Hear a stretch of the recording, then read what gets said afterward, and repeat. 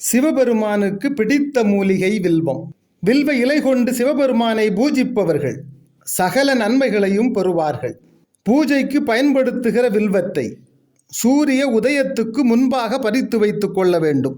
மாதப்பிறப்பு, திங்கட்கிழமை, அமாவாசை, பௌர்ணமி, சதுர்த்தி, அஷ்டமி, நவமி ஆகிய நாட்களில் வில்வத்தை பறிக்கக்கூடாது. அதற்கு முதல் நாளே பறித்து வைத்துக்கொண்டு அடுத்த நாள் பயன்படுத்தலாம்.